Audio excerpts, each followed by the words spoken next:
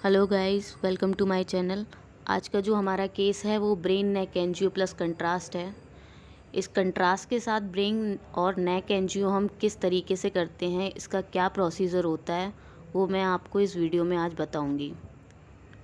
इसकी पोजीशनिंग और इसकी सेंटरिंग और कितना ml कंट्रास्ट हम यूज़ कर रहे हैं वो इस वीडियो में आपको बताऊंगी। तो आज का वीडियो हम स्टार्ट करते हैं।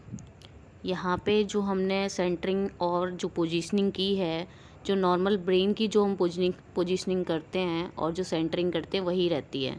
बाकी हमें कॉन्ट्रास्ट के जो सीक्वेंसेस लेने हैं वो जो आपकी स्क्रीन पे जो दिख रहा है वो हैं। ये हमने कैरोटिड वाले उठाए हैं क्योंकि इसमें हमें पूरा ऊपर से लेके नीचे तक एरिया कवर करना होता है, यानी कि नेक और ब्रेन का एरिया। तो हमें लार्ज एफओवी का एक सीक्वेंस चाहिए होता है, तो वो कैरोटिड वाला ही हम उठाते हैं। इसमें ब्रेन वाला नहीं उठाएंगे क्योंकि वो शॉर्ट एफओवी का होता है। हम कैरोटिड वाला उठाएंगे क्योंकि हमें दोनों एक साथ करने हैं, नेक और ब्रेन। तो इसमें हमने इसका एक सर्वे होता है जो पीसीए नाम से है, वो उठाया है। और ये हमने कॉन्ट्रास्ट के इसके सीक्वेंसेस उठाए हैं। तो हमने सबसे पहले इसमें सर्वे लिया है। हम सर्वे पे ही अपने सीक्वेंस का प्लान डालेंगे। तो इस सीक्वेंस में हमें अपना पूरा एरिया कवर करना है, यानी ब्रेन टू नेक, यानी कि नेक से हमें आर्च ऑफ अरोटा, जहाँ से आर्च शुरू होती है वहाँ से लेके हमें पूरा ब्रेन का एरिया कवर करना है। तो कोरोनल पे ये हमारा पूरा एरिया कवर हो गया है। जो ब्रेन पूरा कवर किया है, और नीचे आर्च, जहाँ से हमें आर्च दिखती है, हमें वहाँ तक पूरा एक एफओबी पूरा कवर करना होता है।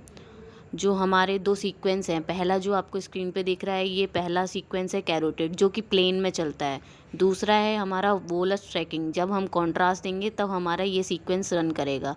और जो थर्ड सीक्वेंस है हमारा, ये हमारा डायनेमिक होता है, यानी कि कॉन्ट्रास्ट जाने के बाद ये कॉन्ट्रास्ट भी जाएगा और आपका सीक्वेंस भी रन होगा। इसमें दो फेजेस आएंगे, एक आपका एनजीओ होगा और एक आपका वीनो होगा।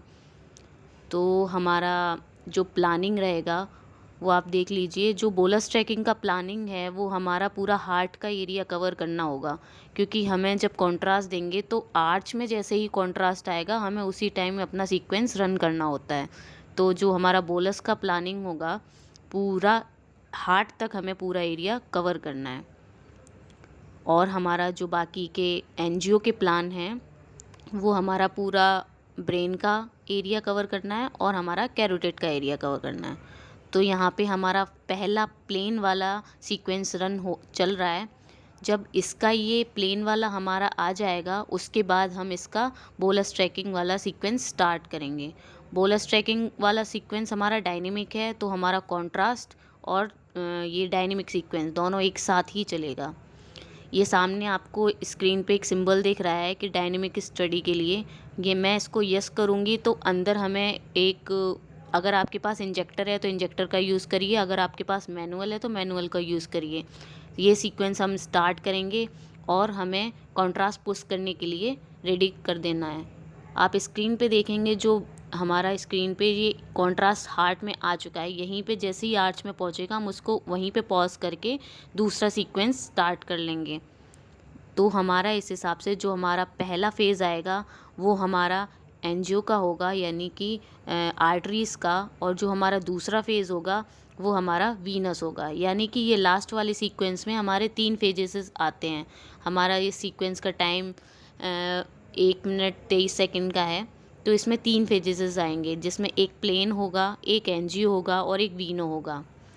तो बस हमें एनजीओ करते टाइम हमें यही याद रखना होता है कि जब हम कॉन्ट्रास्ट बोलस में पुश करते हैं तो जो हमारा आर्च में कॉन्ट्रास्ट जैसे ही पहुंचता है तो हमें अपना बोलस ट्रैकिंग वाला सीक्वेंस स्टॉप करके थर्ड सीक्वेंस जो हमने प्लान डाला है वो वाला हमें रन करना है।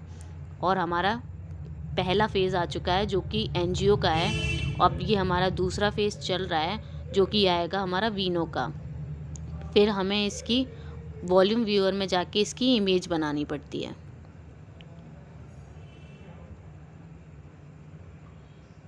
ये चल गया।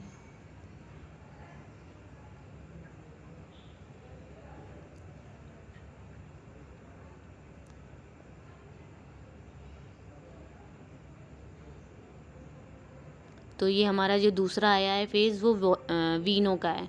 तो इसमें हमारे दोनों मिक्स फेज़ आते हैं, हमें इनको भी अलग करना होता है।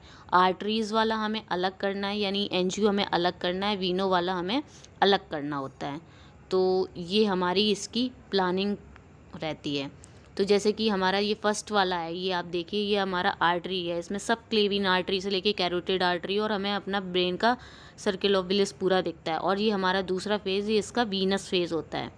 तो 3 फेज़ है हमारे पास, पहला नॉर्मल, दूसरा आर्टीरियल और तीसरा वीनस। तो हमारे 3 फेजेस आते हैं। अब हमें इसको वॉल्यूम व्यूअर में जाके इसको जनरेट करनी पड़ती हैं इसकी इमेजेस। तो अब ये हमने इसको वॉल्यूम व्यूअर में लोड किया है। हमारा फर्स्ट फेज़ ये हमारा एनजीओ का है, हमें इसमें बनानी होंगी इमेजेस, और ये हमारा दूसरा वीनो का है। तो हम जो अपना फर्स्ट फेज है जिसमें हमें आर्टरीज दिख रही हैं, यानी कि कैरोटिड और सर्किल ऑफ विलिस दिख रहा है, हमें वो वाला फेज़ रख के उसको बनाना होता है। यानी कि जो हमारी साइड की इमेजेस होती हैं उनको हटाना है, बस हमें जो आर्टरी दिख रही हैं बस उनको ही रखना है, बाकी सारी चीज़ें हमें हटा देनी है। जैसा कि आप स्क्रीन पे देख रहे हैं, ये हमने सारी चीज़ें हटा दी हैं, बाकी सिर्फ आर्टरी रखी हैं। हम उनको ही फिल्मिंग पे भी देते हैं, और हमें ऐसे ही इसको इमेज को जनरेट करना होता है।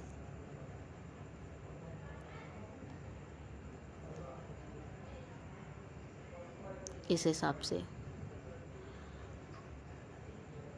ये हमारा नेक और ब्रेन एनजीओ यहाँ पे रेडी है।